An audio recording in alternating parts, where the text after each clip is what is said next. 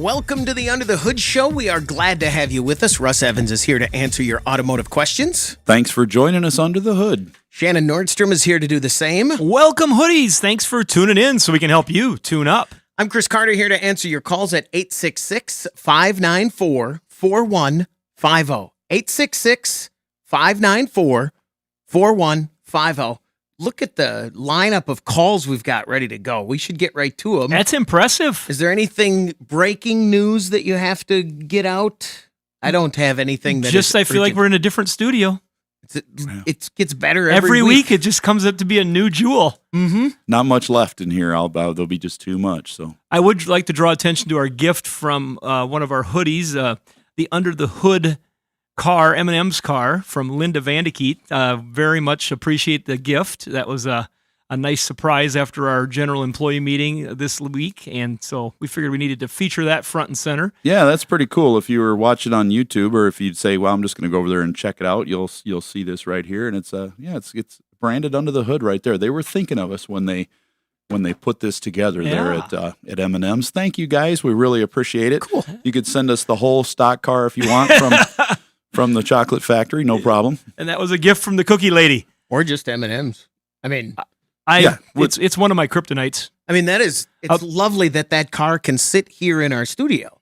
But yeah, exactly. You know what else would be lovely? Yeah, it is hard to stop eating M&M's once you start. The peanut butter one? I'm not as good on them. So. 866-594-4150. Let's talk to Mo right out of the gate. Mo, you're on the Under the Hood Show. What can we do for you? Hi, guys. Thanks for taking my call. You bet. I have a 2015 Dodge Grand Caravan, and I just have a problem with the HVAC system.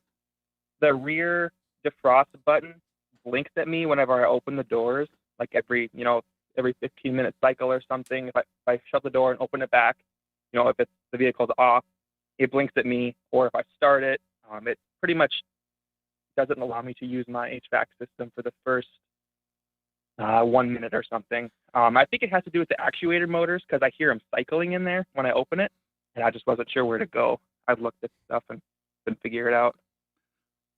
Well, what you're experiencing is the self-test of the HVAC system, the air conditioning and heating. It's self-test is normal, but if it goes through a self-test and something fails, it's going to try it again every time you restart the car, and one of the tests is turn the key on, open the door, that type of thing, and it's just getting into that mode. So you're right thinking it could be something to do with the doors inside with the actuator motors. Even though you're hearing them and hearing them is normal, you could have one that's failed, so it's not learning that every time you start it. You should be able to check into that with a scan tool. It's a new enough vehicle that you should be able to read data using one that can read body data, because some scanners aren't at the level that they'll read body data. So you want to read that. And if you get a code, let's say the code's for recirculation motor, replace it, make sure the door is moving fully from open to closed position before you replace it. Make sure the door's not broken, because that can happen, but not likely on this model vehicle. We just have not seen one fail like that. A lot of motors we've seen fail. Then you put it in, and it does the self-test for you, and then it works. The other thing that could be happening is that it's low on refrigerant. Because of damaged lines from corrosion where they go up into the body, and so the system's not full, so it's saying, I can't run. Correct, and that happens in the rear, and like Shannon says, it happens due to corrosion. And one thing we've learned about those in the back, they will corrode again. We've put them on, and 6 or 7 years later, had them leaking again on these and the Suburbans. And one thing that will help that and pretty much render it gone, our partner at NH Oil, NHOU, it's NHOilundercoatings.com. That sprayed on over those lines in the back will do more than just undercoat the car and prevent the rust from the salt. It'll keep those lines from corroding. And as cheap as it is to do something like that to protect the car, it's a good idea, because that line set could be $1,200 to $1,400 replaced and installed and recharged. So let's hope it's just a door motor for you, because that's going to be on the lower end. If it is those lines, though, replace them and then make sure you protect them with something. Okay. Well, thank you. You're very welcome. Thanks very much for the call. 866-594-4150 right out of the gate. We're getting them done. We're picking them up, knocking them down. Sorry, setting them up, knocking them down. That's the right way. You'll get going eventually, Yeah. Chris. Let's talk to Dan. You're on the End of the Hood show. Dan, what can we do for you? Hi guys, I've got a 03 Ford Ranger, and once you get up to operating temperature and get it on the road, pull over and there's steam coming out from underneath the hood, and it's leaking coolant somewhere in the front top center of the engine. You will see condensation on that black air plenum, but it doesn't do it while it's idling, so it's been kind of a challenge to troubleshoot this. Any ideas? I think what might be leaking is the thermostat housing on the center of that engine. That's a real common failure point on those. Right there in the center. Yeah, and that's one of them. That's one of them parts too. Is this a 4-cylinder or a 6-cylinder? Just make sure we're on the same page here. It's a 4-liter. 4-liter 6-cylinder. Yep. Yeah. Sure sounds like that's probably what's going on, is that thermostat housing leaking. We see that often on these. The worst part about that is taking the thing off, because the bolts will corrode as it leaks coolant down into the engine, into the manifold area. The bolts, the threads will start to corrode, even though there's some corrosion protected in that coolant. Eventually they will corrode, and sometimes they snap off. So you've got to replace the manifold and the thermostat housing. But if you're lucky, they'll still come out. We had one the other day, and it was super tight. We're like, oh, it's going to break, and then it came loose. We were able to. I remember that on my Pontiac motors, that they would Yep. often break because they wouldn't come loose. I had those long ones. in there, Yeah, too. stupid how long they were. But we hope that's what it is. Then you don't have some other problem, because 4-liters could have other problems. They cracked cylinder heads. They had problems on the top end, but it wasn't all of them, because they built 1 million of those things, and there's a lot of them that are still running. Yeah, they're good engines. I've got one other question for you if you have time. Sure.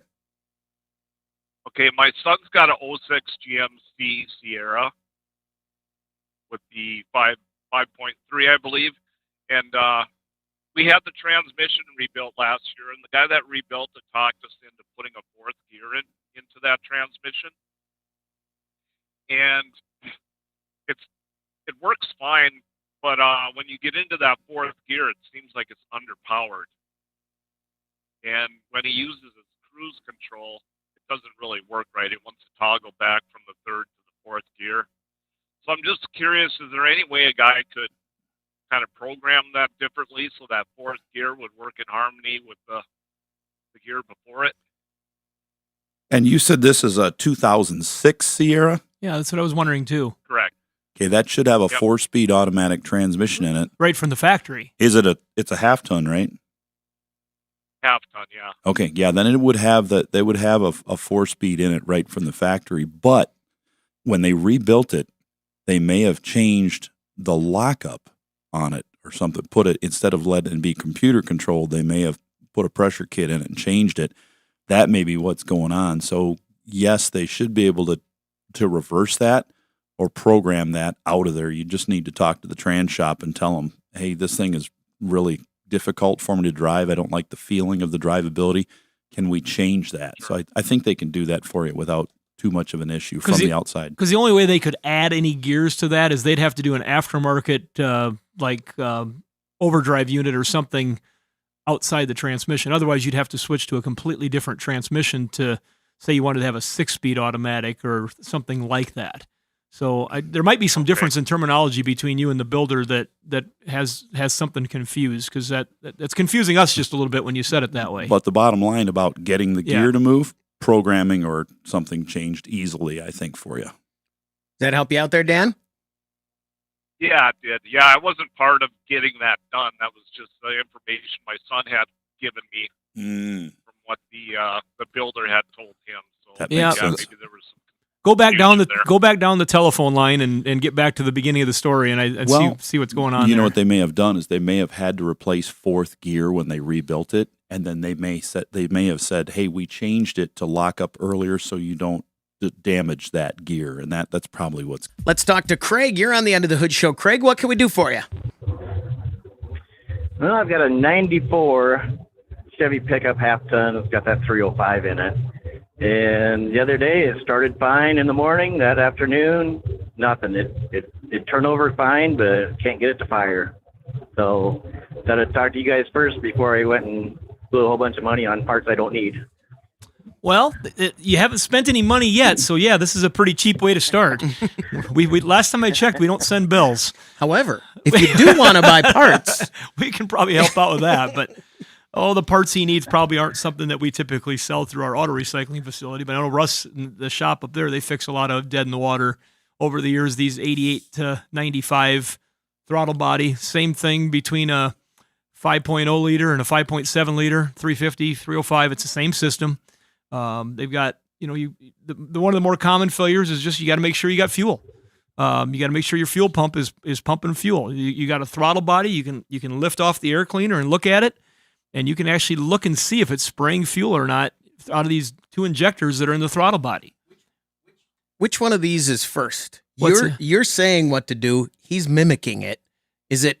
Are you? There's a combination in my mind going on of what I'm saying and what he's doing. Okay. And I could tell him to like run down the hallway and go to the toilet if I get the signals wrong. Right. There's a lot of bowls that he's making reference to over there. Indeed. But no, they have two throttle injectors. They're kind of old school puck injectors that sit in a throttle body up on top. And so when you cycle the key, originally, they typically will give a little spray of fuel. And then when you're trying to start it, they should be metering some fuel. You can sometimes get these vehicles where they flood out because they're getting too much fuel. The pressure is wrong and they're getting too much fuel, but that's not as common as just not getting fuel. And sometimes that can be turned on because in the distributor, there's a module that goes bad. There's a number of different things that can cause it. Russ, where would you start when they come in on something like this? Well, we're going to look and see if we've got fuel. If we don't have that fuel spraying under there, we're going to check spark. And if we have no spark and no fuel, I'm going to start looking at that distributor because that's where it picks up everything to tell that computer what to do. If I do have spark and no fuel, then I'm also going to check and make sure that the fuel pump is running and I've got fuel pressure there. And something as simple as I turn the key on before I do any of this stuff is the check engine light on, because it should come on when you turn the key on without starting it. If that doesn't light up, what often happens is that tells me the computer doesn't have any power and it's not going to do anything. It will spark without a computer when you crank it, but it won't have any injector pulse. It's possible that due to the age, the fuel pump has failed. It's shorted when they fail, and that happens a lot, blows the fuse for the engine computer. So if you put another fuse in it and it works, the likely cause on this model of having that fuse blow is the fuel pump going out in the tank. And sometimes what we'll do is we'll just unplug the fuel pump back there, turn the key on. If it doesn't blow the fuse, then we plug it back in and turn the key on and it blows the fuse. We know the pump's bad. And that fuse is going to be a great purchase, right? That's a fuse, great self-test. You'll need a couple of them, but it's a great self-test for you. And putting one in is not that hard on that vehicle. You got to drop it out. But what we suggest is when you buy the pump, is buy the straps that hold the tank in as well, if they're rusty, because they're probably going to be very rusty. And when you take them off, they might come off, but putting them back on, a lot of times they break, or they break going down the road. And we've seen the tanks hanging out of those things. Dorman Products, our partner, makes straps for those tanks, and they're cheap. I want to say they're like $30 for them, and so that's pretty cheap. But when we do a fuel pump job, we typically think, okay, a pump, straps, and the 2 bolts, and give them the price. And if they come in and they don't need straps, and they say, why was it cheaper? Well, we didn't need the straps, but we wanted to make sure they were there just in case in the beginning, so we didn't have to up your price. Does that get you in the right direction there, Craig? You bet. It sure does. Thank you very much. Thanks very much for the call. 866-594-4150. Let's go to Arkansas and talk to Aaron. Aaron, you're on the End of the Hood show. What can we do for you? How's it going, guys? I got a 2010 Ram. And last year, my son put the wrong antifreeze in it. And I think it kind of coagulated or does what it does. So anyways, the heater core started plugging up in the truck. So we would about every month or so, we would take the garden hose and hook it, blow it out, dump all the radiator fluid, pull the thermostat, wash it all out, flush out the radiator. But we've done this probably 20 times. And now it's gotten to the point where the truck's just overheating. Is there a possibility that stuff ate up that water pump? Yeah, I guess I got to go back and ask. It sounds like, Chris, you know, you could pick on some of these vibes. Russ, you too. Are you blaming this on your son? Well, it's his truck. Because there's a good chance that you might be barking down the wrong tree. Because he'd really have to put some weird coolant in there. I'm afraid that maybe the coolant he put in isn't the problem as much as there might be a small leak in the system allowing air in That's it, what I'm or kinda wondering. exhaust gases getting in there from a head I'm nervous gasket. about that. Yeah, and that's what's causing that coolant, which is, let's say it's the wrong type of coolant for the vehicle. The only way the wrong type of coolant is going to kind of gel up in there and get nasty is if you've got a head gasket leak or a really tiny one, or you've got an air leak in there and it's getting low. That will change the coolant, even like the GMs with DexCool. What would happen in a perfect system if you put the wrong coolant in? It should work. Okay. I mean, you might have some early corrosion, small stuff, and sometimes the knock sensor, it can play havoc with a knock sensor because if you've ever been in a pool underwater and somebody's tapping on the side of the pool, you can hear that. Dunk, dunk, dunk.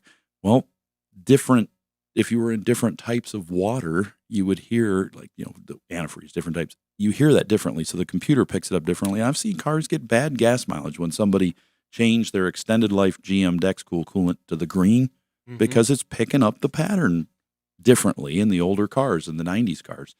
So, yeah, I don't think that was probably the cause of your problem, but it's a result because of something else going on. But now, well, you got to get that thing. You got to find out, first step, if it's starting to overheat, I'm going to do an exhaust gas check where we have the cap off it, the vehicle, we warm it up, then we draw gases out of the radiator through a tube that's got some colored liquid in it. If it changes from blue to yellow, we know it's got a head gasket leak. And that can happen on those trucks. We've got a 10 Ram 2500 with a 5.7 in our shop right now, had a Reman engine put in it, and it started overheating. And we pulled the heads off it and found one of the heads warped.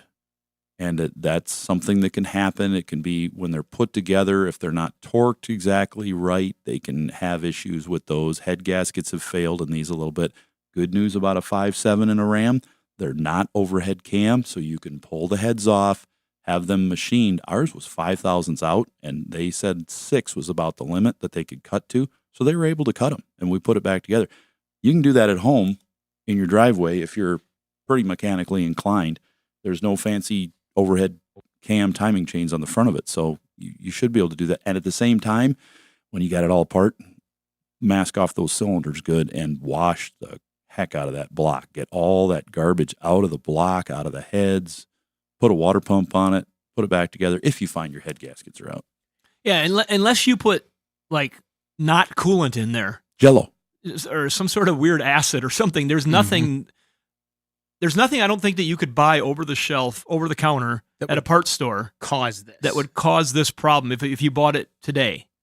Russ, am I right on that? I believe so. I mean, I don't... Not that quickly anyways. No, I mean, and not that frequently. Right. It's not like you have a fungus growing in there or you got some expanding beads of foam like you'd buy for a craft for a kid.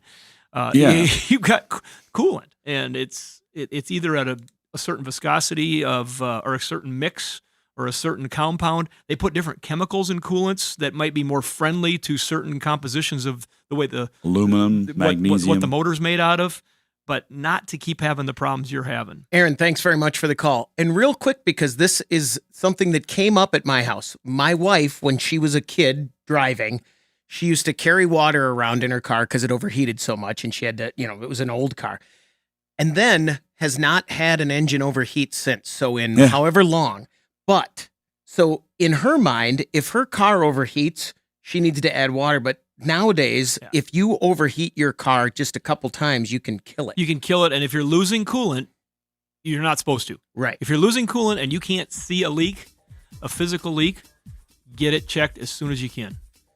We're going to take a break. When we come back, we want to hear from you on the Under the Hood Show. 866-594-4150. 866-594-4150. That's the number to reach us. If you follow us on Facebook, join the Hoodie Fan Club at underthehoodshow.com. You could win a hoodie. Like Rick Hunter, congratulations from all of us here under the hood and our friends over at Universal Technical Institute, uti.edu. The place to go when you want to know about automotive stuff and CNC machining, even aircraft mechanics. They've got it all there at Universal Technical Institute, uti.edu. 866-594-4150. Let's talk to David. You're on the Under the Hood Show. David, what can we do for you? Hi, I've got a 2018 Ford F150 with the 2.7 EcoBoost in it. And about 3 or 4 weeks ago, my check engine light went on. And so our mechanic at our business, he has a nice scanner, so he hooked it up, and the body control module code came up along with about 3 other ones. So I took it into Ford, and they said that the sensor that was regulating my fuel pressure was not good. So they dropped the tank, fixed that, cleared the codes, and everything's been fine. Well, yesterday it went back on. And so I had our mechanic run his scan again because I was interested if it was the same codes. And the body control module code came back on along with the ICP, the instrument control panel sensor. My question is the body control module, does it sound like that's bad, or is it that it controls so many other sensors? That body control module controls so much stuff and reads so much stuff that if there's an issue with another part, it's going to throw codes. And it's becoming increasingly difficult for us in the industry as mechanics, technicians, to try to diagnose stuff, because these things now have turned into such electronic nightmares, basically, that if you have one part go down, the whole system can go down, and one thing can go down and give you a false code for something else. You know, you get X part goes down and it says, okay, this is shorted, so now the other one's saying there's a fault, but if you fix X part, then the other one goes away. So diagnosing it can get tricky. What we usually do is run an all-code scan on a vehicle, and if we see something missing that we know is part of the system, let's say it has a driver's seat control module for a power seat, and we scan it, and we see that module is not on that bus. It can't read it, but it reads everything else, and I've got codes in there I just can't figure out on the other ones. I'm going to go to the module that it can't see. I'm going to unplug it, and then I'm going to scan it again and see if the other codes go away. If they do, I know something's wrong in that module. And it is fairly common these days for electronic modules just to fail on their own and then take other ones down, or kill another module as well. They can short with voltage looping back through them. So it's going to take a little more diagnosis to find the cause. Our history of listening on the show and Russ up at the shop, when somebody gets on a vehicle and starts scanning it and they see multiple codes, seldom is it multiple things broken. It's typically one thing broken that maybe, a secondary thing that you can't, but they all mask each other.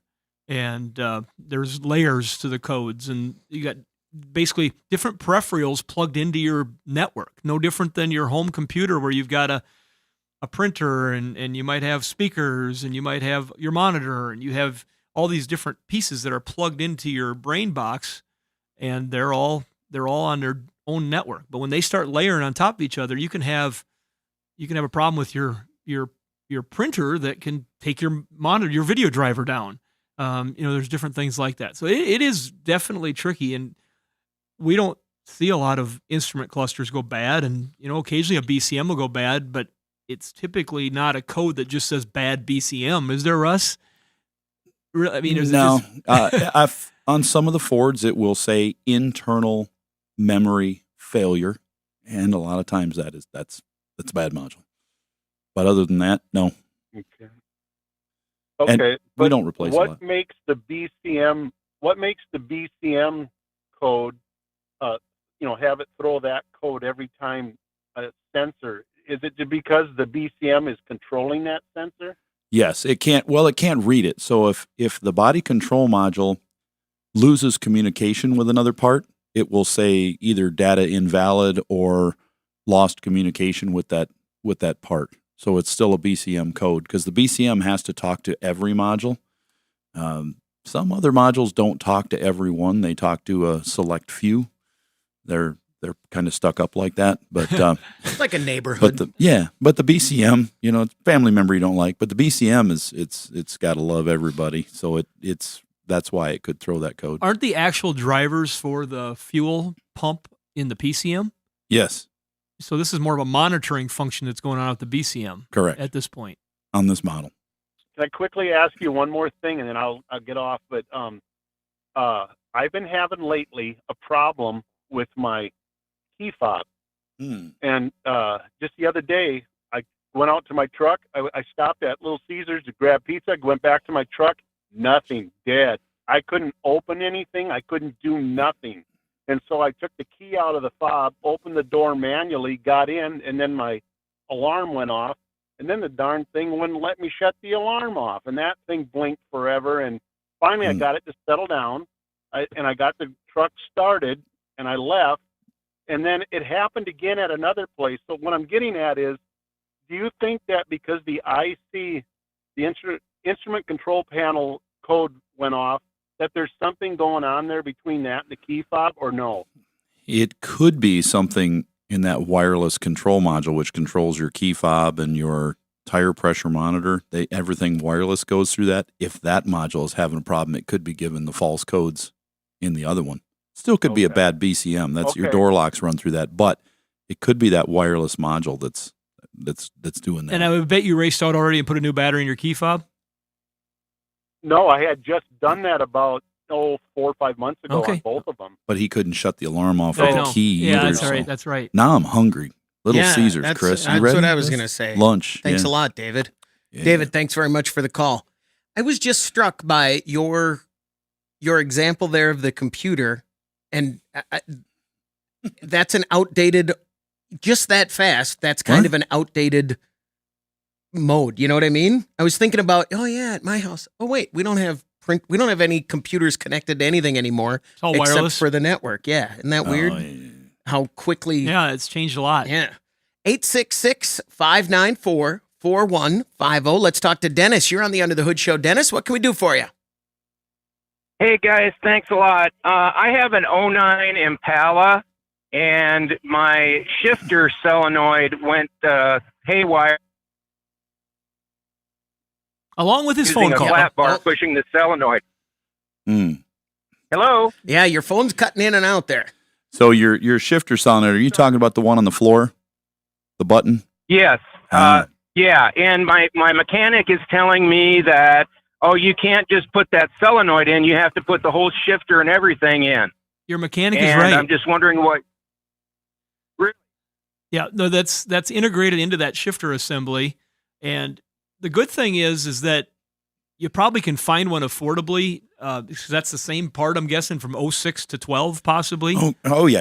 Yeah, and so you could probably find an affordable replacement shifter complete on like Car Dash Part, or maybe even go into a self-service facility, because those cars have aged enough where there's some of them making that there and has been for a while. There's just so many of them on the road. But I don't believe, unless you get onto like eBay or something, that you can find people that'll sell individual components, and then you kind of figure a way to kind of engineer to get it yourself to take it apart and put it on. But by then you could just buy a whole shifter and bolt it in and be done. Over the years, things get spilled down in that console, even maybe before you own the car. And that's what causes it. Yeah. Well, maybe I can come out to your shop and you'll have one on hand for me. Well, we can even check. We inventory them, and most facilities do. They've started making interchange for those, which wasn't always the case in our industry. We're starting to get more availability of interchange, because then you run into a situation where you say, I'll get a shifter. Here's another Impala. Here's a shifter. Okay, well, this one didn't have this option with this, and it doesn't have the second plug-in that you need, and then you're bringing back one and bringing back another one. So we do want to make sure we compare the part numbers and things like that. But yeah, no, most definitely that's something that somebody can help you out with. Dennis, thanks very much for the call. Good luck. We're going to take a break. When we come back, we want to hear from you. The phone number to reach us, 866-594-4150. You're listening to the Under the Hood Show. Let's talk to Jim. You're on the Under the Hood Show. Jim, what can we do for you? I wanted to share an experience I had 2 weeks ago in Phoenix using driverless vehicles called WAMOs. Oh, sure. I saw them all over Phoenix, and I couldn't resist. I downloaded the app and started taking rides in these things.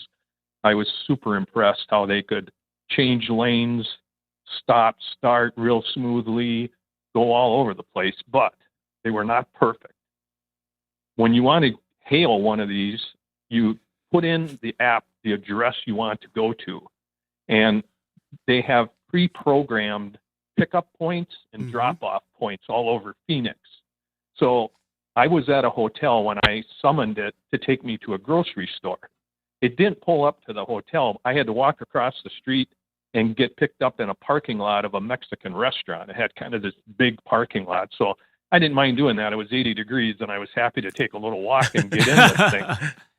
But as it was taking me to the grocery store, it pulled up to the front door where there was a crosswalk, and people were coming out of the grocery store, walking in across that crosswalk and into the parking lot where their cars were. Well, my pre-programmed drop-off point was about 50 feet past the crosswalk. So it pulled up to the crosswalk, and it detected people coming out of the store and going across this crosswalk into the parking lot. So it stopped. You were trapped. And it waited. All of a sudden, there's no more people coming out, but it's not moving. So I thought, well, why is it not moving? And I looked out the window, and there was a homeless guy sitting on the sidewalk by the front door, and he had his legs sticking out into the road. And he was talking to himself out loud, and I thought, I'll bet it's detecting his legs that were sticking out into the road, and it thinks there's somebody in the crosswalk. Good thing. So how is it going to take me to the drop-off point for me to get out of this thing? Were you locked in? Yes. The doors lock automatically when you get in. So there's a screen right behind the headrest, and there was an icon that says pull over and stop. So I decided to press that.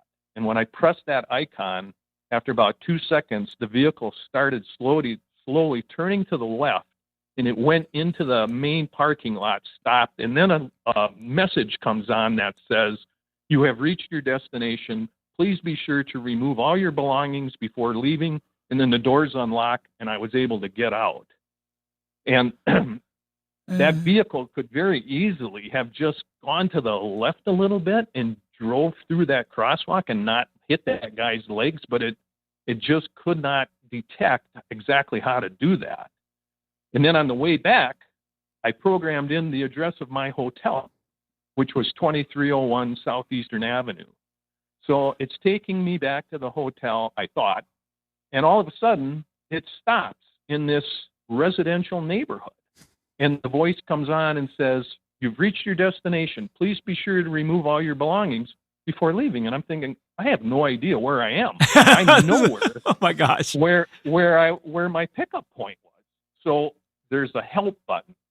I press the help button, and a live person comes on. And this gal comes on and says, how can I help you? I said, it told me I reached my destination, but I don't know where I am. I'm in a residential neighborhood someplace. And then I looked at the numbers on the homes.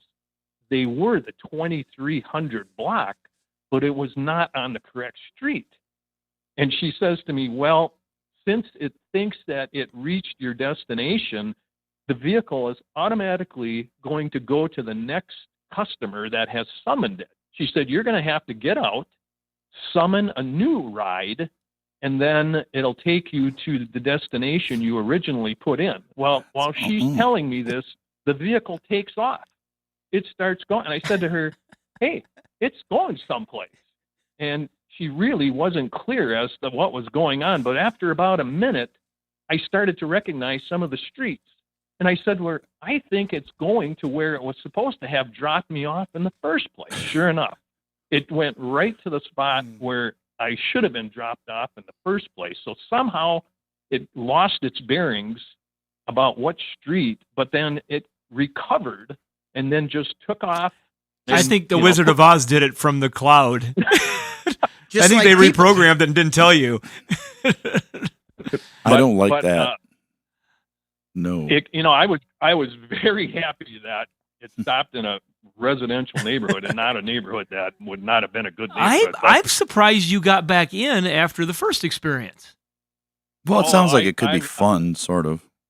But these are so cool. You can't believe this technology. But all of the vehicles in the Phoenix area are Chrysler hybrid minivans. And I got an email the other day. They're converting all of their vehicles to fully electric Jaguar I-Pace vehicles. And if you have the iHeart radio app on your phone, you can play your music through the car's sound system as you're being taken around. So the technology is just unbelievable when you get in. And, it was switching lanes and traffic, and it was doing all this stuff, and people were, driving alongside, looking in and seeing there's no driver in this vehicle and waving, and it was a cool experience. I'm going to Phoenix here in a few weeks for my daughter's graduation from college. I might have to take that challenge for sure and see what that's all about. I'm gonna highly recommend it. Download the app, and you won't believe how advanced this technology is. Bring the window tool there, Shannon, in case you have to get out. The window breaker tool. Yeah, just in case. Jim, thanks very much for the call. But the bottom line on what I just got out of that is it's frankly amazing that we can look at the flaws, but look what he just said happened. Yeah. Wow. I've been in cars with drivers that have gone to the wrong place too. So I thought he was going to say it stopped at the bar. No. I'm sorry I'm late, honey. The car took me there. What could I do? What could I do? Hey, I want to go to McDonald's. No. Your doctor says it's we not just checked right your for cholesterol, and you're not going to McDonald's. Your heart rate is way too. No, we're not doing this. Thanks for the call, Jim. 866-594-4150. Getting in the vehicle, like you've taken the driverless vehicle while there was a safety driver. From that company, there were two drivers, an engineer in the passenger seat, and then somebody to sit there with their hands close to the wheel. Long time ago. That's like 2014, and they were in Vegas, and these cars they were all Jaguars, and they were not electric, but they were driving through. It took us from our hotel to the SEMA show, dropped us off, and they had a pre-programmed route just for that. Getting into one without a person in it would be... That would be different. It would be tough. And then I got to do it. And then it would be fine. It would take me about 10 seconds to get used to it. But getting in at first would be... It's like an elevator, fancy elevator. I'm having a hard time getting my anxiousness past the point of knowing that I would be sitting in this car and I could watch it take us into, let's just say something went really wrong. Mm-hmm. And it's taking me into a situation that I can't control. Yeah. That would be a horrible feeling. It's like driving with you. I've driven with you, and it's the same. That's a horrible feeling. That's fair. Let's talk to Bill in Idaho. Bill, you're on the End of the Hood show. What can we do for you? Morning, gentlemen. How are you doing today? Fantastic, Bill. Terrific. Well, miracles do happen, even with vehicles. So this is my wife's 2008 Ford Escape. I had the transmission go out in it. Yeah, this is the one you rebuilt the transmission and that wouldn't start, right? Yeah, I just replaced the 2.4 band is all I did, but it wouldn't start. I did get it to start, but when I went to put it back together, obviously I had done something wrong. The pump shaft to the transmission had snapped off, and I let it sit and kind of lost my motivation, but this last weekend I thought, I'm going to try one more time. And we literally prayed over the car that God would help me fix this thing. Amen. And I got the drum assembly back in and seated back in further than it had been. It looked like it was going to work. I put it back together, filled it with fluid, and drove it down the street. I've been driving it to work every day this week. Right. Yeah. So it worked. Oh, that stupid little shaft in the front. We get a number of customers that when we sell them transmissions, lose that shaft. It doesn't go back in, and then they get it together and like, your transmission you sold me is junk. And like, we got a video of it working in the car we took it out of. Can you check a little further? and oftentimes they'll find out that it's stuck in the old torque converter Mhm. and they didn't get the little shaft with it. They're easy to break with the weight of the torque converter. Yep. That's First time I got one, I think I yelled at Shannon's guys for an hour, like, this it's junk. And they got me another one. I was like, this one's junk too. And then I think this may have been before Benji, but I think Benji called and said, hey, the one you sent back, is that the way you got it? Yeah. There's no shaft in that. Did you got your, I'm like, what? He goes, yeah, we have a problem with this. I'm like, oh, sorry. well, that's good news, Well, Bill. now That's I have- great news. It is. So now I have room in the garage for my new Bronco. Oh, there we okay. go. There we go. So- Now I got to go back, and I'm a little excited to ask you a Bronco question, but I want to go back and ask about the Escape. The transmission that you put the band in, it's shifting and doing everything it's supposed to do? It is. Yeah. Yep, Hey. I replaced the All right. 2.4 band, so it didn't want to shift out of second gear. So at the end of the day, how many dollars was it? Oh, at the end of the day, gosh, I don't know, $50. Yeah, less than $100 is what I remember. Mm-hmm. I thought it was $47 or Yeah. something you had said or something, and I'm just remembering this because you won. Even though it took you a little while, you won because that replacement remanufactured transmission in that vehicle is $3,000 or something yet, $2,800. Mm-hmm. And even the used ones still bring over $1,000 for one that works. So you definitely won because of your ability to be able to just get in there and fix the broken part. Not everybody can do that. Okay, now what'd you get for a my Bronco? God, What'd you get for a Bronco? So I ordered just a base, 2-door hardtop, a little over a year ago. And I've been told it's at the rail yard nearby here in Spokane. So I should have it here in another week or two. Awesome. Well, That's exciting. That'll be fun. I'm starting to see a few more of them. Like our local dealer I see has got 3 higher option level ones for sale on their lot. They're starting to get to be more available. The manufacturers are catching up on a lot of things. So that's exciting. Have fun. That'll do it for this hour of the Under the Hood Show. Hour 2 is coming up. Thanks for joining us. The phone number to reach us, 866-594-4150. For Russ Evans, Shannon Nordstrom, I'm Chris Carter. Thanks for listening to the Under the Hood Show. Hour 2 is coming up. I'm back in now. I'm ready. You guys ready? I'm ready if you are. I'm ready. You guys seemed ready. I got a little. Michelle must have left this. Russ's wife. 'Cause I've got a Easter I got a chicken. baby Easter chick that, as much as my attention span is not proper, this is not a good thing to put in No. front of me. I got a fuzzy Look at this. Easter Oh, bunny. you can't see it, can you? Uh-uh. I got a little chick that's one of them little mechanical wind-up ones that you can see this little guy right here. Oh, Oh, yeah. There you go. there he goes. I can make him. Don't Don't put things like this All in right. front of me. Yeah, No, th- not good. maybe that was She what left distracted candy there last week. Yeah, I know. What? Did she? What? Did I eat it? Where? I might have What? ate it if you didn't. She said, "Did he eat it?" I said, "I think so. I don't remember, but if you didn't, I that's- don't remember I eating didn't I it. see did. any candy. 866-594-4150. Let's talk to Bruce. You're on the Under the Hood Show. Bruce, what can we do for you? Good morning. First of all, I'd like to wish everybody in part of South Dakota happy spring. Finally. Yay. Yes. No kidding. Yeah, it might actually show Okay, up. general question for you. I've got a 2010 Acadia. Had a little slippage in the tailbone. You could feel it when you're going up a hill. So I took it to my mechanic. He says, oh, the torque converter's going out. That's a known problem. And while we're doing that, we probably ought to change out your transmission. So this thing's a 2010. It's a Denali. It's pretty decent shape, no rust or anything like that. My wife likes it. So it's $6,000 for another transmission replacement. And then my buddy's talking to me at coffee the other day and says, oh, yeah, by the way, they're known for timing chain issues as well at about $150,000. And this has $160,000 on it. And he says, you'll probably need to replace that as well.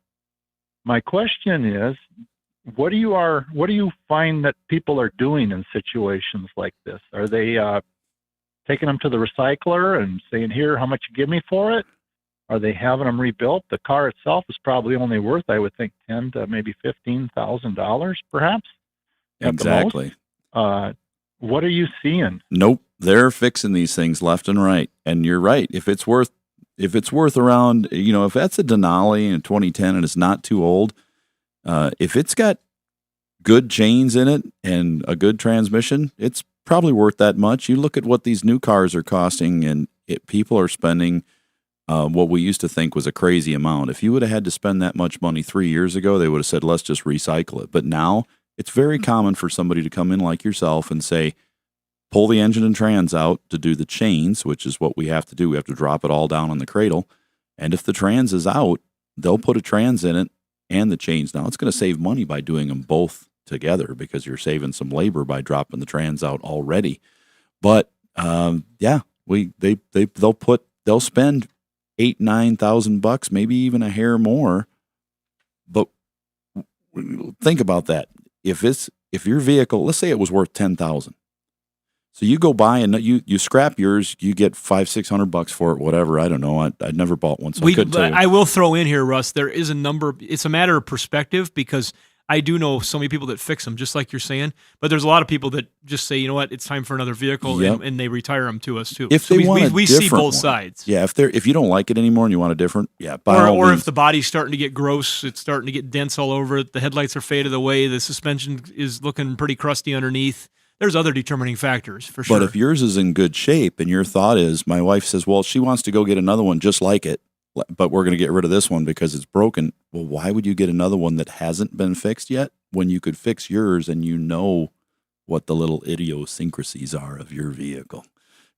Get it fixed. So, yeah, people are still fixing those. But if they're in bad shape or you just say, I've had this thing since 2010. We bought it brand new. I really want something different. Well, maybe now is the time before you spend that money to keep the money in your pocket, get a different vehicle, but make sure you get a used car inspection. No matter what you get, you've got to be careful. If you're buying a car from a dealership, make sure you know and trust that dealership.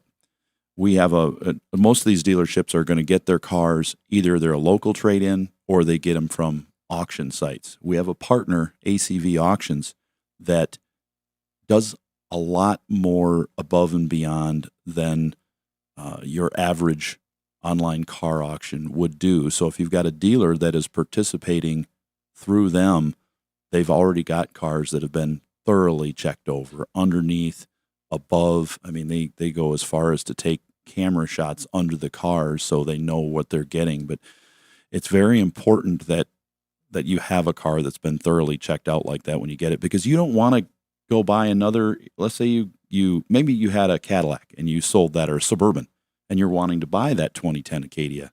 Well, if that 2010 Acadia was just traded in by somebody off the street and they didn't really inspect it thoroughly, you don't know what you're getting. You might buy one that needs a transmission and timing chains. We like the fact now that a good majority of the professional repair shops, at least, are connected to databases that share with Carfax.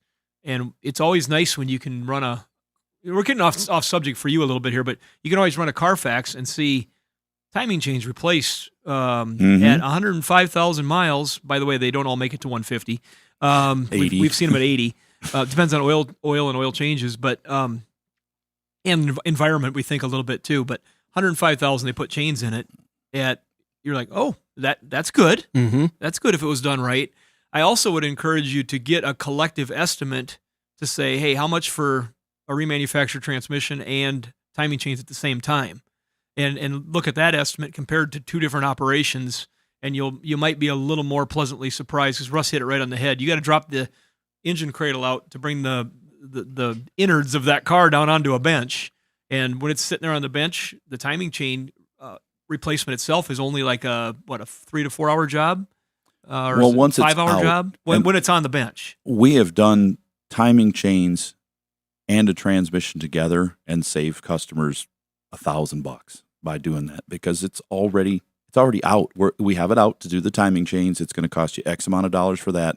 Now it's just the cost of the transmission on top of that. To answer your initial question, knowing what we know, if you have to put a transmission in there, either to just fix it, to put a torque converter in it, or have it refurbished. Sometimes there's tranny shops that'll take them in and refurbish them and say, hey, this thing's not that bad. I'm going to replace this. I'm going to reseal it. I'm going to put a new torque converter in it. It's going to be this much money. right out of the box a reman because they don't want to have the downtime, that's going to cost quite a bit more on the exchange. So you can weigh that option also. But knowing what we know, I would not drop that down for a transmission without putting the timing chains in it. Very good. And then I assume that these transmissions are like gold, so you have none in your recycling. We sell them quite quickly. They have to be remanufactured. We sell them quite quickly. We have one right now. We bought last week, and we had a couple of them at that time, so they're available. Yeah, but they come and go, and it just all depends on what a person's looking for. Because if you've got 150,000 on yours, and we've got one that we know is operational with 130,000 miles, that might not be what you want to do. Right. But if it's a car that is a second car in your family and it's already got 240,000 miles on it and it's worked good, yeah, we sell that transmission to someone that can put it in there and get the car running again and get their kid going back to college or whatever it might happen to be. Bruce, thanks very much for the call.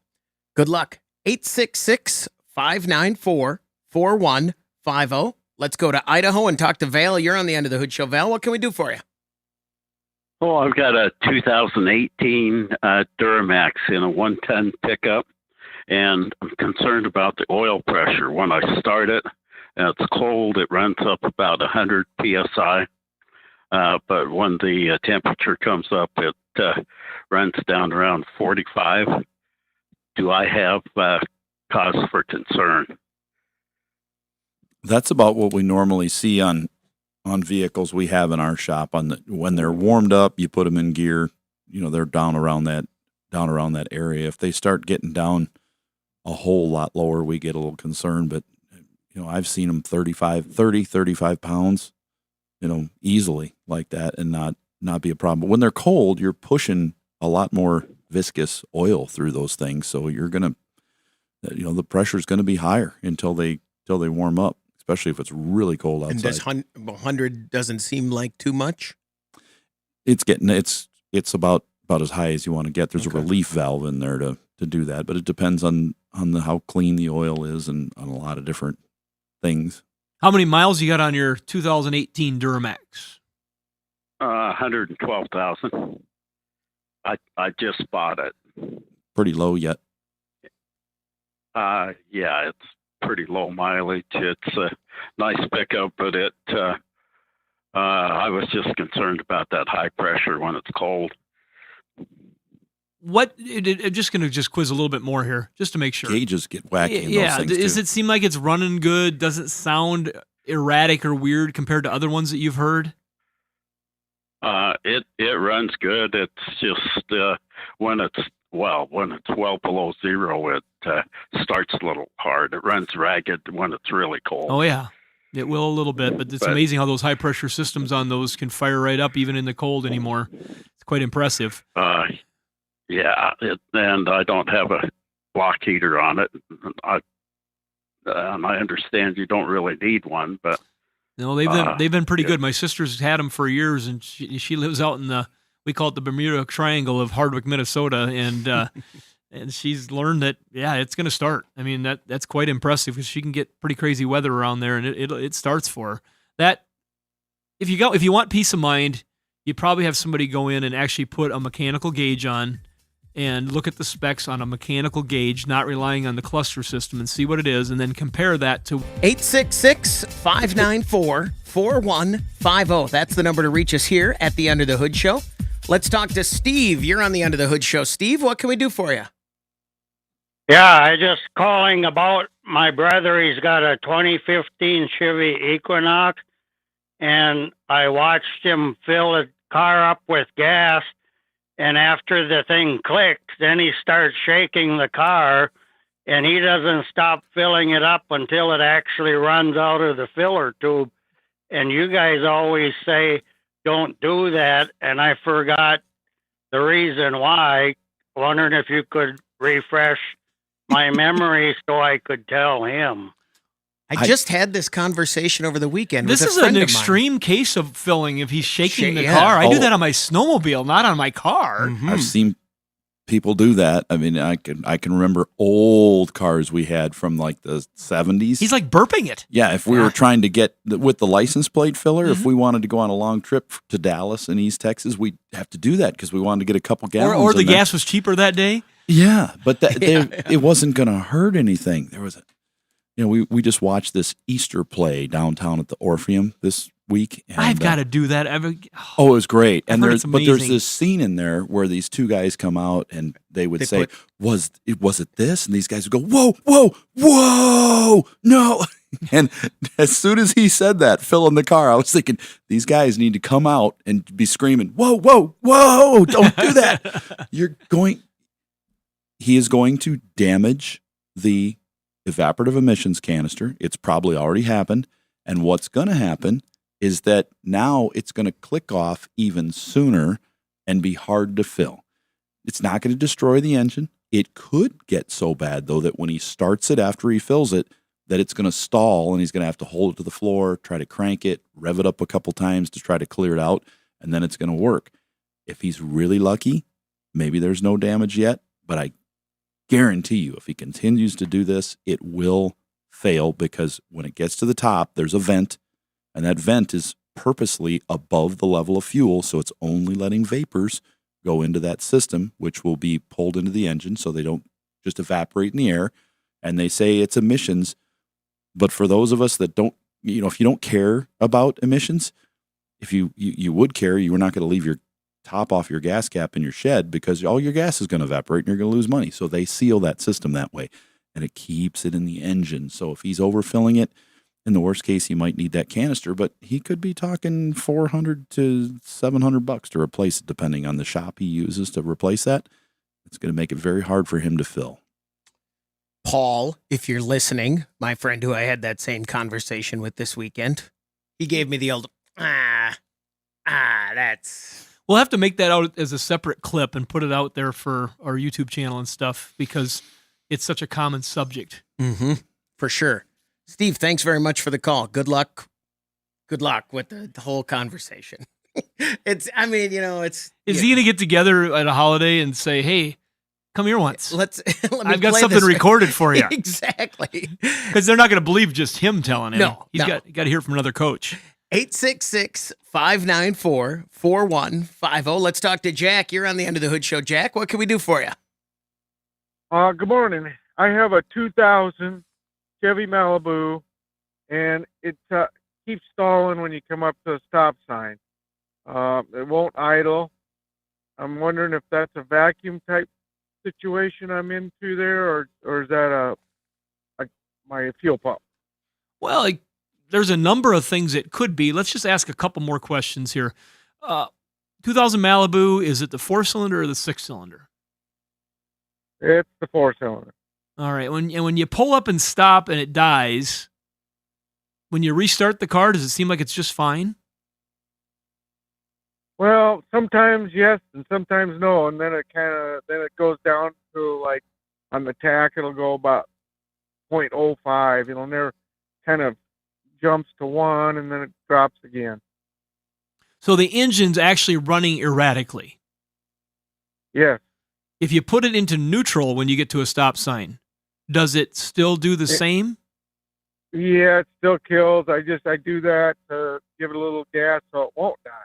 Okay, I was trying to eliminate just to make sure it wasn't your torque converter not unlocking. It was just dragging the engine down. It doesn't sound like it. It sounds like something different. Because if that was the case, you should be able to gently slide it into neutral, and the engine should run and idle normal yet.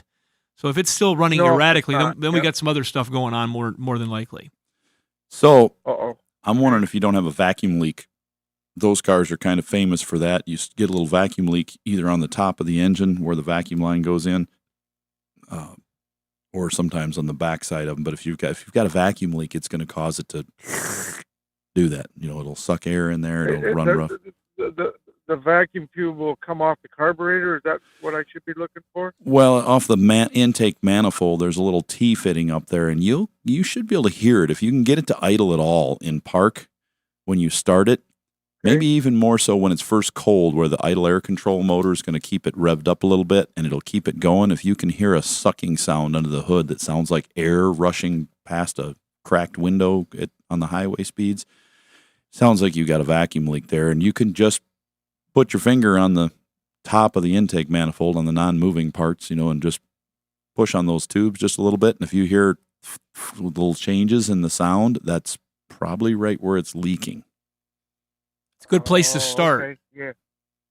Yep. Sounds good. I'll give that a shot. I appreciate you. You're very welcome. Thank you you. for calling. Jack, thanks for the call. Is the that makes me nervous. Well, I don't like people just poking their fingers around in engines on things that move, like fan belts and things, because I've seen people do it. I'm like, whoa, don't put your Right? don't put your finger there. Whoa. Yeah, but on the top of the engine, you should be pretty good. Okay. No moving parts there. Well, and then if you were going to quiz him a little bit further, you'd want to find out, does this car start good? If not, does it start rough? Does he have problems? Because you get into other issues, like he said. He mentioned a number of things. You could a laundry list of potential problems, but let's start with one thing. Right. 866-594-4150. We're going to talk to Todd next in Washington. We're going to take a break. When we come back, we want to hear from you on the Under the Hood Show. And we'll be right back.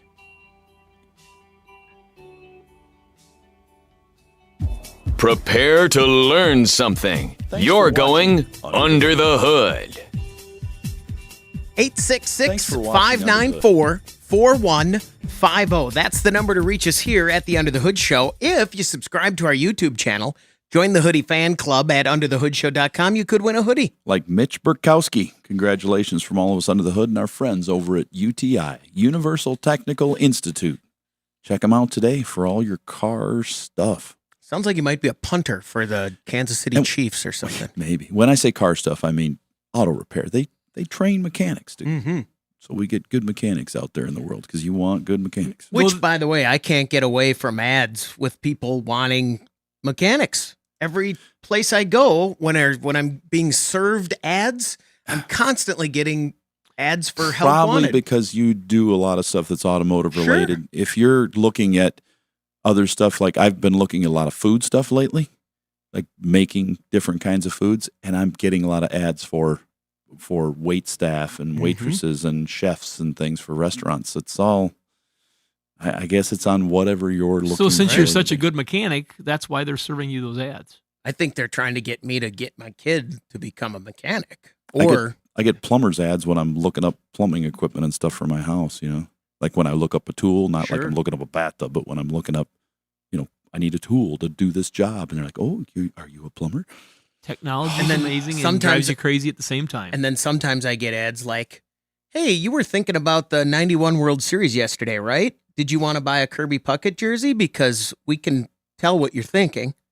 That happens too, where they give me an ad that I was just talking about with my wife, not looking up anything. It heard you. Yeah. Yes. Yeah. When we don't do that. I don't believe you. It doesn't, unless when you download an app to your phone and everybody scrolls to the very bottom of 5 billion pages of do you accept, and you hit accept, and in there somewhere it says you allow us to listen while your app is open.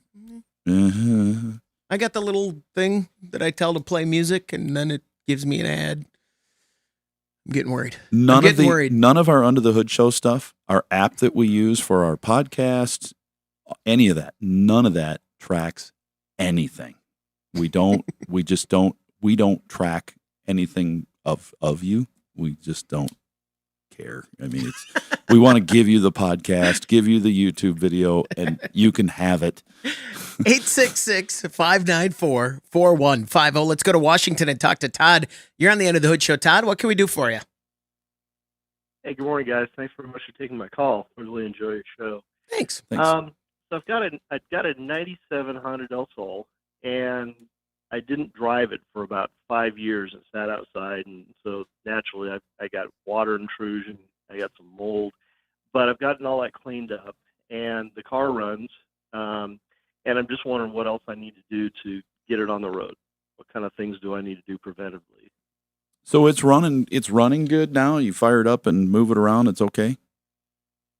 It is, yep. The brakes are crappy, so I've got to replace the brakes and the discs and the pads, but other than that, it seems to be fine. If you can smell a little bit of that light mold in the car, I purchased a few cars that have been this way. It's been a number of years, but what I noticed about them was if I'm getting that, both of them had brake line failures shortly after I started driving them because the lines were old, they were dried out, dry rotted, and then they burst when I stood on the brakes very hard. So I'd inspect those very closely when you put the pads on there in the rotors, and also look at the brake calipers, make sure that those calipers aren't seeping fluid, because if they are, they'll probably go as well. When they sit in one spot for a long time, brake fluid absorbs moisture, it's hygroscopic, and it can get in there and you can have some corrosion.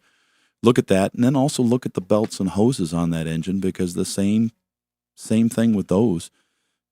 If you were going to do brakes, would you just do them automatically? Would you put new calipers and stuff on there maybe? I would if they had any sign that they looked like they were getting bad, or if they were sticking at all, even a tiny little bit. I'd say, yeah, these things are going to stick worse as I drive it, so I would replace those. And it's good practice after, you get more than 20 years old on a car. There's a lot of places, I know shops out in California, when you come in and when they say brake job, there's a line in our system, in our Mitchell system, that says complete brake job. And when they say complete, they mean a master cylinder, all the rubber hoses, all the hydraulic calipers and drum brakes if they're wheel cylinders, pads and rotors. The complete. So it's a complete brake job, basically a new braking system, everything but the analog brake pump.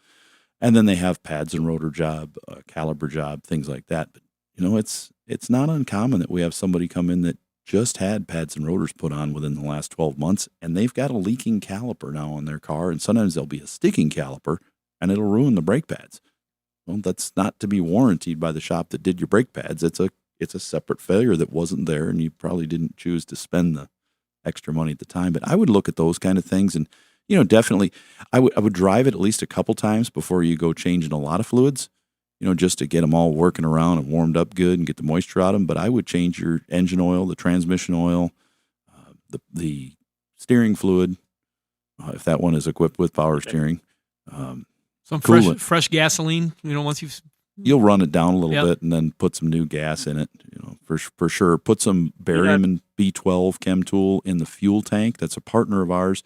And you'll hear in their ad spots that it's made for cleaning up the gum and varnish that's in that fuel system, especially when it's sat like that. It'll clean up. It can even clean up when you pour it in the tank, it can clean up the sending unit on your fuel gauge. So if you got a sending unit that's not quite reading perfectly, which happens when the fuel level is left below the sending unit, and it'll clean that up. Does that help you out there, Todd? It does. I drained about a gallon of gas out of the bottom of the tank to make sure I didn't have any water in there, so that helped. The other thing I'm having is I'm having a few electrical gremlins that I'm noticing. Is there any way to check out the electrical system, or other than just running the heater, or cook the moisture out of there? Well, that could help with some of it. Just driving it might help. You might look under the ends of the dash as well. There's a couple main body grounds there, and they may be corroded. They may need to have the end terminal cut off, and then the metal cleaned, and a new bolt put, a new terminal put on there, and a new bolt through the sides there to clean it up. When you drain that gas tank, there's a bolt right in the bottom of the tank, right, where you can just drain the fuel out of that. Right. Yeah, and it's right behind the back seat, right under that window back there that drops. Yeah, you know how, guys, I know that there's a bolt in the bottom of that tank? Because that's a great place for a guy to mount an amplifier in a stereo shop, and they run the screws right through into the fuel tank. Mm-hmm. So before I worked with Shannon, right, years ago, I got to replace a fuel tank for a guy that had run the screws through there. And at the time, I think Shannon had 7 or 8 of those cars here. Now, I wish I did now. Good luck. Yeah, this is a Berkeley Classic in a lot of cases. Berkeley One Classics. They'd cover this car for it's one of those they'd cover for sure. I would definitely check them out if you're getting ready to get this thing back on the road, or even if it's in storage. All right, we got to ask if it's a Berkeley One Classic. It's the Berkeley One Classic. What's the color challenge? Don't say anything, Todd. I know. I'm going red. I mean, it's every one I've ever seen was red. It's black. Black. I better go white. Todd, what color is it? No, I'm sorry. It's the green SI without the spoiler. Oh, okay. There we go. All right. I don't remember many of those at all. No. How many miles are on it? About 150. Yeah, they're fun cars. I mean, they're definitely, there's a cult following there. Can I put big wheels on the back like an old Nova? No, Have it sit up. they drag the fenders so quick. They do run some of these in the SCCA courses around here, and they put super stiff suspension and wider tires. But boy, they've got to be really curved at the top, or they're raking the fenders. I was just looking up to see, just to put the picture in my mind. I never realized it was it's a Civic with the Del Sol trim. I mean, it's, you know what I mean? It's based on the Civic. I guess I never thought Except of it for the that whole way. top rear window thing. Yeah. It's a little targa top type, thing. A fun little two-seater. Yeah. Todd, thanks very much for the call. Good luck. 866-594-4150. Let's talk to Bob in Ohio. Bob, you're on the Under the Hood show. What can we do for you? Hello, yeah. Thank you for taking my call. I look like I'm becoming a regular caller here. But, I'm the person they called with the tracks that made tracks on another car. Oh, yes. Yeah. Yeah. Yeah, okay. Yeah, I got a 2014 Nissan Pathfinder, a Pro 4X, and about a week or two ago, it just wasn't quite accelerating right, and then after you get past so many RPMs, you can feel the acceleration sort of take off like it should. So I took some of that mass airflow sensor cleaner, sprayed it in there, and after I did that, before I did that, I took it to AutoZone and they done put their computer on it and take something to do with the mass airflow sensor. When I sprayed that in there, after that, the RPMs are high. They're probably about 300 high. They really come down under 1,000, and it's accelerating like it should now, but the RPMs are high, and it says something about the mass airflow sensor, and also said something about a cam sensor. So I'm trying to find out, is there any particular thing that happens with these Nissans that's kind of unique, or you think if I just replace the mass airflow sensor, would that cure the RPM problem being high? Yeah, it sounds like that mass airflow sensor may have had a problem with it, because once you got it cleaned up, it fixed your issue of the accelerating, but you've got a high RPM going on. But that cam sensor, typically when those have a cam sensor code, they have a cam sensor that has failed, and it needs to be replaced. I'd kind of bet that that's probably what's going on, is the sensor has just failed on it for the cam sensor. Okay, so what you think I should just start out with the mass airflow sensor? Yeah, we'd lean towards that. Sounds like you're going to need to replace it. Bob, thanks very much for the call. Good luck. 866-594-4150. We're going to take a break. When we come back, we want to hear from you on the Under the Hood Show. Be sure to visit our website for news, contests, and previous shows at underthehoodshow.com. Welcome back, everybody. It's time to get back under the hood with the Motor Medics. 866-594-4150. That's the number to reach us here at the Under the Hood Show.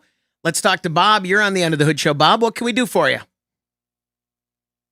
Yeah, I'd just like to add a little information on the guy that called in with the Duramax 18 with the oil pressure. Oh, thank you. If you got some information handy, let's hear what you got to say. Yeah, so that would be the new LP5 engine. And 17 through like just this last year was pretty much all the same engine, same horsepower, torque numbers. But what GM did was they increased the oil pressure on startup to lubricate the turbo. And it's well over 120 pounds of pressure going to the turbo to get oil to it on startup. As the motor warms up, it automatically backs down the oil pressure to around 60 for normal driving. So would you have been concerned at all about his question as far as the 45 on the low side? The variable speed oil pumps. No. Nope. I would not be, because that's pretty much where my 17 runs.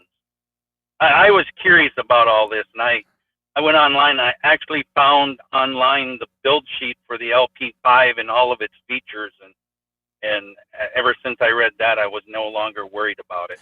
They started putting variable speed oil pumps in a lot of vehicles, and we're kind of ignoring a lot of them because we just say that's normal. So one of the big ones that really throws people off is the Chryslers. So that 3.6, people will come in and they'll have a code and they'll just say my oil pressure is either really high or really low, and it's always there. It doesn't switch when it's supposed to, but it'll stick. And we've had some that we had a couple of them that were damaged because they were stuck on high all the times, and they ended up with some bearing issues. So that, I guess, as technology increases, they put something in to make it better, and at some point, if it fails, it can make things worse. So, well, you take that Duramax engine; it's such an expensive operation to do anything on it. For the fact that they're saying, "All right, we got to work on this thing to get a longer turbo life, and we're going to do that by pushing some more oil to it on startup right away." And if somebody's not used to that sort of thing, and they see 100-pound reading on a gauge, just like when Val called in, it's just not something they're used to. And right, that's for sure. Bob, thank you very much for the call. Thanks, Bob.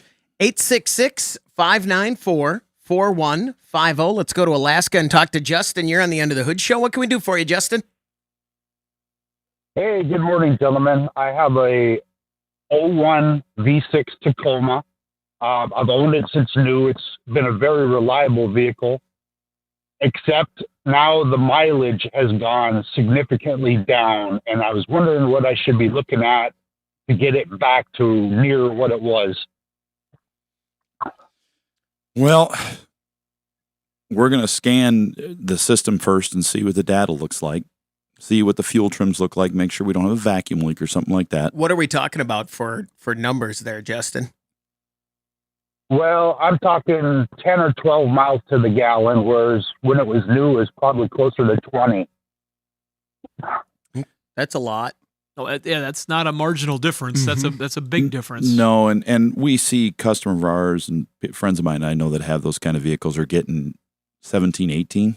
So let's just say 17 or 18. We're still a long way away from that if we're checking with a pen and a paper, or our iPhone when we get where we're going. Yeah.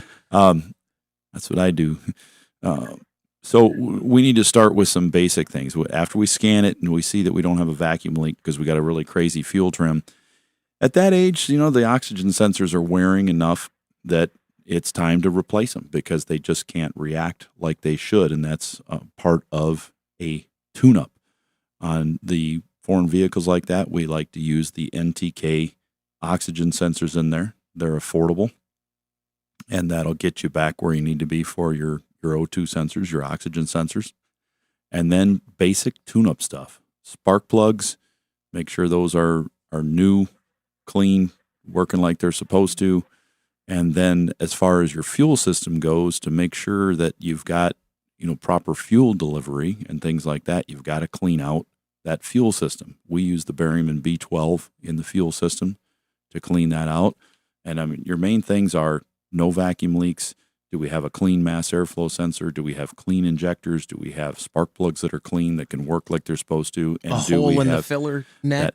And for anybody that has rusted tank, dripping on the ground. For anybody who has a car that seems like it suddenly gets a big change, when we're looking at the data, always look at the engine temperature, because if it says your engine temperature, let's say, is 155, 165 degrees, and you've been driving it for 20 minutes and it's a warm day, the thermostat is not staying closed long enough and staying where it should be to regulate the temp, and the engine is in a choke mode, so it's delivering extra fuel to it in order to make it run like it should cold, and it doesn't know this. Now, most vehicles now, the newer ones, have the ability to tell you the thermostat's not regulating the engine temp. Right. And that's why they did it, because it wasted, beyond anything else, it wasted more fuel on vehicles than anything else, because you didn't know. The gauge was just, you're like, oh, yeah, the heater's fine. I'm in an area where it's a little warmer, and my gauge is at 165, 170. That's all right. Well, it's not at closed loop, warmed up temperature yet, and it's burning a lot of fuel. So, you might think about a thermostat as well. That'd be a good idea for it. And if it is dumping more fuel in there, that you want to get that taken care of right away. Well, yeah, too, and it's right? going to carbon up the engine as well too. So if you've already gone through and you've cleaned it out with all this stuff, that'd be the way to go. Is it a sudden onset, Justin, or is it something that's been stepped back year after year? No, it's been a slow decline. Are you? Sounds like the fuel system's starting Yeah. to get dirty, the plug's starting to get dirty, things like that. So the thermostat may not be playing a part of it, but definitely look at the temp. You don't have a 17-year-old driving it now, do you? Because that'll. No, nothing like that. Hey, I have to go, but I really appreciate you taking my call. Well, Thanks, we appreciate Jesse. you listening up there in the great Cold area. frontier. Mm-hmm. So that's an interesting though that you wouldn't notice that if it's getting warm in the vehicle. Right. So you would just You may not notice 20 degrees, but Right. your engine computer will. Mm-hmm. 866-594-4150. What's caught your attention in the automotive world? You know, now that it's getting warmer and people can crawl under cars to do these things, we're starting to see the catalytic converter thefts going up again. So, you know, there's ways you can prevent it. We talked about devices you can get to set in your car that'll alert you when something's going off. You can also set them. The cool thing about it is you could set it to trigger the horn in your car or put a separate horn under your hood if you're a weekend kind of guy or girl that just likes little projects. Put one of those vibration sensors in your car, set it with a relay so when you turn the key off, it's armed, and when the key's on, it's off. So when you leave the car and take the key, you get the vibration sensor tucked up under the center console or velcroed down or glued down, and if somebody starts buzzing around on this car or moving it around, the horn's just going to, and chances are they're going to run because there are much easier targets for all the people that don't have those things out there. Then they have some cages and stuff you can buy to put on these, but I'm seeing people cutting these cages off too. When you're purchasing a car, if you're in an area with a high crime rate and you know a lot of people are getting these things stolen, consider buying a car that has a catalytic converter that is part of the exhaust manifold. Many cars are going to this now. You can't get up there to. It would be virtually impossible with a quick method to get it out. You'd have to open the hood and basically drop the engine down in the cradle and unbolt them, and they're just not going to do that. It's too much work for them. I have an idea. If you got a little blinking LED light and just put that down there. Just put it on your what it is. dash. Just doesn't matter what it is. That is a deterrent to Just a some light people. that blinks, so when they crawl under there, they see a light blinking on the catalytic converter. Well, it'd get too hot, but right next to it, Next you could to it, probably yeah, pull yeah, something yeah. off. Some underglow lights just Or just around the catalytic converter. Take a little box from anything. Take any little electronic looking box and zip tie it somewhere right next to it where it won't get too hot. It won't interfere with anything. But just so, like you just said, they slide under there. They see anything wonky, they're going to go, well, this one's just not worth it. I don't want to take my It would have to chance. have a light on it. Don't they have lights? Don't they? I would wear a headlamp if I were. Now you're thinking about how you could be a catalytic converter wait. thief. Forget I said that. Yeah. Yeah, I think if you make it look like it's an issue, or get like a ferret or something, train an animal that will just kind of hang out there, and then when the car starts, it Growls goes in the at them. house. Yeah. They crawl under there. Yeah. Huh? Put a Ring doorbell under there, and just There when you they go. crawl under there, their Ding, face ding, just ding. pops. That's Hi. What are you doing? What? that would, Right? There we go. Now we're getting somewhere. Oh, okay. Mount that on a solid part of the unibody frame rail. Yeah. Figure out a way to get it mounted. I don't know what the vibration would do to that when you're driving every day or the road grind, but I have enough trouble with the ones on my house. It'd be fun for one event at least if you could hey buddy, Hey, what are you doing? yeah, is your blade sharp? Got no battery? You could put one of those die packs like they use at the bank, when somebody takes the money, put it in there, put it under the car, and if it vibrates enough under there, it's just going to go poof if nobody's there. But if somebody's under there with a saw, they're, Take hey. that sign from your yard that says "This house protected by," and then just put that under there. ADT wrapped right around it. Exactly. You got a lot. You're full of ideas. That is interesting to think, though, that is one good thing about our winter this year. When it's been so cold and so miserable, it's cut down on the sliding under the car thing. Well, yeah, there's been a curb that's full of snow on around here at least. Hey, tonight we got a Living Last Supper. If you're looking to get involved in some Easter holiday events, Faith Temple Church, 33rd and Western. Doug and I, our producer, are both in the Living Last Supper, Thursday night, Friday night. Big prayer breakfast in town, Saturday or Friday morning, Good Friday morning. I'm the MC for here in Sioux Falls, so a lot of different ways to plug into the Easter week. Good job. Now we got that all done in 20 seconds. Now we have to I go. was trying to figure out his acronym.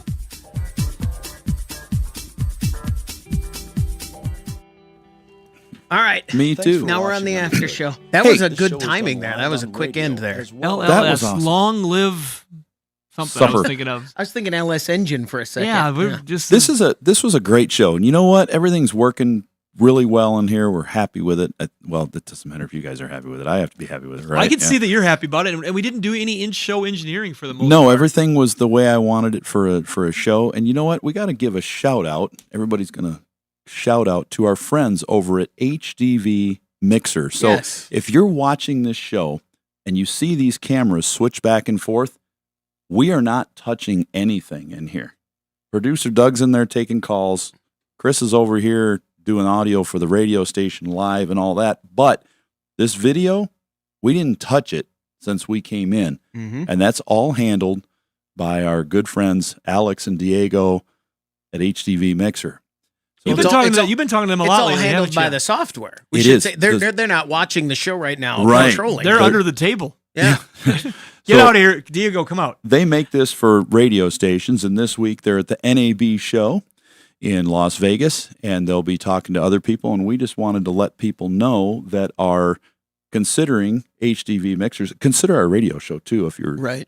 there and watching in Vegas. But check out this system. It is great. There are so many things in this system that it can do hands-on for you, and it has the ability to broadcast out to many. You could send half a dozen social media sites at once on this streaming, and it works great for us. I mean, it's been a godsend for us to have all this without having another person in here to have to push buttons on it. I mean, if you do everything it even has the ability to send out tally lights like you see here that can light up when the camera is on a certain person. So when I'm talking right now, my partners over here, Shannon and Chris, have a little light on their mic boom that says, you're safe to pick your nose or whatever you want to do because the green light is on.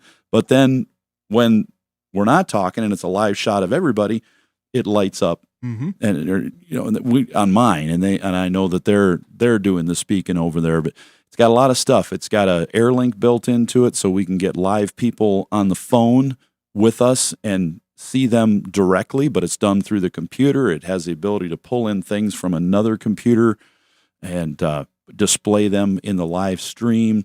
It's recognizing the audio right now as I talk to switch between these cameras. It's got a media hub in there so we can pull in web streams from live streaming cameras otherwhere besides what's in here. And if you're on a budget, you can start off with 2 cameras. If you've got a morning show like Chris here, the 2 of them can go back and forth and it'll switch automatically and they don't have to worry about touching that. And it can record those videos so you can store them for later. But it's a nice product and we appreciate all they've done working with us and teaching us all the things about it. But HDV Mixer. It's a cool little thing. Yeah, and Russ has learned so much. Just he thinks he's got it all figured out, and all of a sudden he realizes there's another layer. Mm-hmm. It's just like the candy cane forest. He just keeps digging in. He just keeps finding more treats. Yeah, this on the screen, you see how it displays when it switches to us. You'll see I've got Russ up there on the top of mine. It's got a scroll on the bottom. We can put any level of scrolling and audio and video things that we want. It's all built into the system. It's really neat. It's very cool. It really is. It's amazing what this system can do and if you've watched and seen things, sometimes it gets a little wonky. It's usually because we mess with it. Oh yeah, we're pushing buttons. Yeah. Trying to come up with something Mhm. during the show when we should probably be doing it after the show. Right. So there you go. Anything else for the... Was there a correlation to the price of cents per gallon on the fuel tank that you set it at, or it was set at? Is there any reference to that? I see it's No. 42 cents per gallon No, on haven't. the fuel pump. Just what I Oh, did. back there, yeah. I just didn't know if that was a reference to something. Nope. Yeah, we've 42, the answer to the world, the universe, and everything in right. it. 42. Yeah.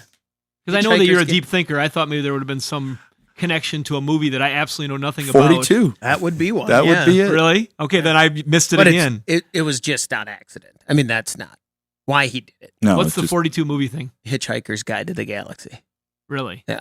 You've probably never seen that or read the book. I'll guarantee I've never seen it. It's Yeah, I mean, I don't watch a lot of movies. It's or remember. This is like when we were kids. I mean, it goes back a ways.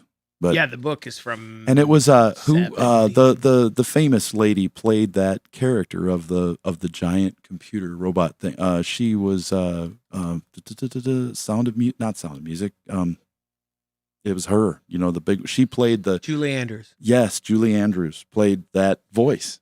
She's good at. She also played the voice in the Aquaman movie. Did you see the new Aquaman? No, did you? No. Oh, there was like a underwater dragon thing at the end that he had to kind of, prove he was worthy. And she's like, no one is worthy. And I went, I know that voice. And then after a while, because her voice, she's getting older, but that was the voice. She's just got a good. Here's a good difference between you and us right now. He's like, do you remember who played the voice in Aquaman? And you and I are both going, nope. I don't know if I saw that movie. Did I see Aquaman? Chris, you're a big Star Wars guy, right? No. I thought Disney and Star Wars, you kind of. Yeah, no. The Mandalorian. My family is. No, okay. Never seen it. Mandalorian, no? No. Nope. Didn't ask me. He knew. He knew. It's great that they throw these random people in that have been big with ABC and Disney. Mm-hmm. ABC, do I have that right? Yeah. Okay. Yep. So I watched the latest episode last night with my wife, who just loves it because it's not Baby Yoda. It's the child that is of the same race as Yoda. Okay. Or is it? It's probably Yoda? Yoda's child. Okay. That's what we're thinking. It's not Yoda? No. Okay. But what they're throwing in, it's too late. But they're throwing these kids. Jack Black was in an episode last night. Oh yeah. So was and Doc, Marty, we got to go back in time. Christopher Lloyd. He and was Lizzo. Right? Yes. Yeah. Yes. Lizzo was it. So I'm like, some of these people they throw in there is just like, because they're playing a character. Sure. But you're like, they're so out of character for the character they're playing. But then Jack Black, in one of the scenes, he just had that well, I might have done it. And just that kind of Jack Black thing. In that Chris Carter sort of way. Yeah, I get that. I know you do. And even Christopher Lloyd, he played a great evil character through it. But one point he did the, Any automotive stuff in that whole rendition? Oh, the machinery of Star Wars is just amazing because it's so futuristic, but it still has push buttons and toggle switches. Listen, have you seen how they film The Mandalorian? You should look into that. I should. Never. Yeah. You neither? No. Oh, all right. They've just got amazing effects and stuff, though. You should look up. I went to Disney, Chris. Yeah. We're on I got to get back onto his subject. When I went to the Star Wars part village, of the park, yeah. Yeah. I walked in and I right away said, this looks cool, but all this stuff looks like plastic models. So you had to just let your mind, you walk through the tunnel and you're like, wow, this is cool. And all of a sudden I went, no, that's plastic. That's painted funny. I said, well, I'm going to get some pictures for my brother because he loves Star Wars. And I took a picture and I looked at the picture and I went, what the? Well, that's real. In the picture, it looks real, but in person, it does not. Everything looks so plastic in person, but boy, in the pictures, they just know how to do it. Wow. I love movies, live theater, movies. The magic of it all is just incredible. We went, when my wife and I went up to the studios up in Canada years ago, Northern Washington. We went to the set of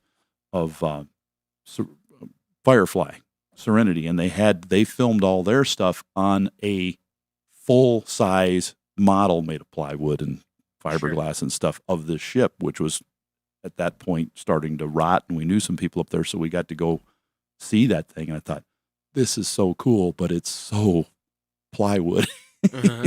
But they filmed that stuff, and just the magic that they can do with that kind of stuff. Just like here. Yeah. It's magical. Mm-hmm. You talk about characters. Last night, my wife and I watched Murder Mystery 2. It's a Happy Madison film. Oh, yeah. And I'm pretty sure it's all the same characters playing the same parts. Yeah. Like usual. Yeah. And I can't remember all of them. I just watched it last night, but I was entertained for an hour and a half. Sure. Some of those are fun. Knives Out, those are Yeah, they're murder fun. Those mysteries. are fun. Yeah. I enjoy watching them, just the twistedness of that. But I don't remember much about it. Right. I'm entertained while I watch it. That's enough, right? That's good for me. Yeah. That's what I need. Yeah. That's what I think. I can't make it work to watch a movie, Russ. I'd hate to watch movies with you because then I'd feel so dumb. An hour later, you'd go. He would ask a question. You'd be like, "I don't." What I movie don't were we know. at?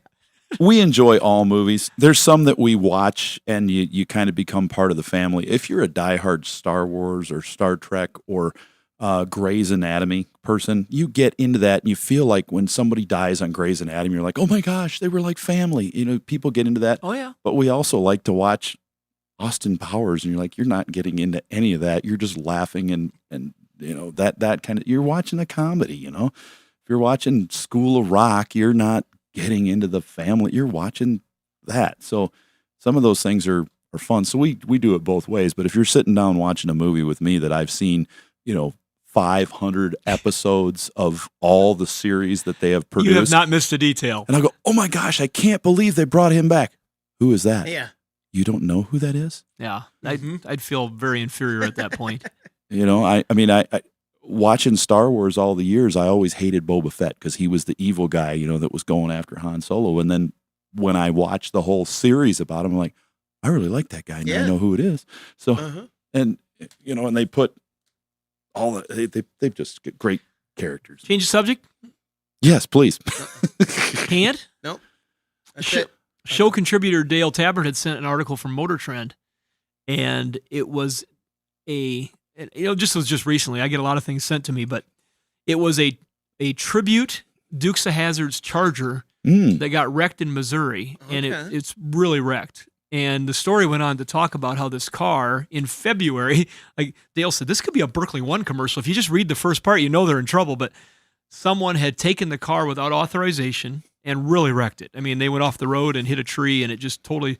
And this car was a tribute car, but it was very unique in that it had been driven by all the cast members of the Dukes of Hazzard, and they had all signed it. Okay. And so this car definitely had some extra value. And the dad and the story went on to say the special needs son were very heartbroken. Oh, yeah. Because they weren't sure, basically get out of the story what insurance was going to do, because somebody had taken the car without authorization and had were driven it. So I think without some real clear rules, and that's why we do talk about our friends at Berkeley Classics with Berkeley One.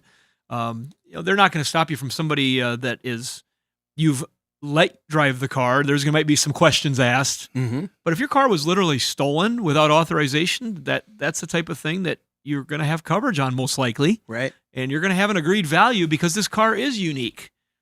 Instead of wondering what's this car worth because it's been driven by all the cast members after it's destroyed, it's sitting in the ditch. Right. And everybody's driving by on the highway taking pictures. You're going to know up front that, all right, we had agreed that this particular car, even though it's a tribute, was worth $350,000, and I paid a premium accordingly. Right. Because Dodge Chargers bring enough the way they are. This looked like a pretty nice one. But it was I'll probably find that story and I'll put it up on the Facebook page for Under the Hood Show. It was a good read and had some sad pictures. Sure. Yeah. Crazy. All right. There we go. Oh, and do you want to know the color of that Berkeley One Classic? Can we guess? Orange. Got it. Oh, yeah. That'll do it for the Under the Hood Show. Thanks, everybody, for joining us, especially if you're here. Well, if you're here for the after show, you're here. Thank you for. Yeah, I don't chat have to us make up. You know, when you send the chat, we appreciate that, and we'll respond to you either during the show or after the show. I do have one more question. We're going to leave, but I got one more question, Russ. The polygas. Yeah. Was that a real thing? Yes. Okay. I know some of this, but not a lot. Let me see if I'll get that. Oh, you tried this before. No, don't do that. No, just quash. There. Oh, there it is. Okay. Yeah. Quiet. Okay. Now you can talk about it. Yeah, the gas pump back there. Yeah, what era is that from? Probably 40s. Yeah. 40s. Is it 42 by chance with the 42 cents? No, they all are 42.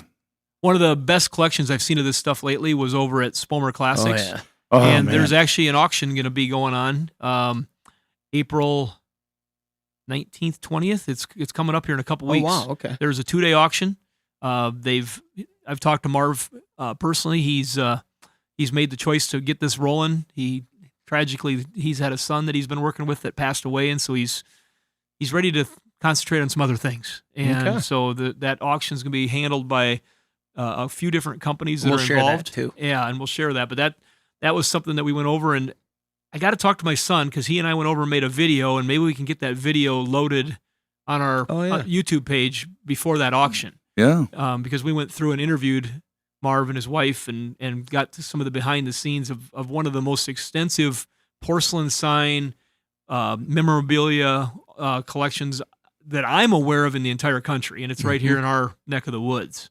And so that'll be coming up real soon here. You can look up the Smolmer auction online. You'll find it somewhere because it's a pretty well-known collection. All right. So there we go. Good. Here we go. Thanks, everybody.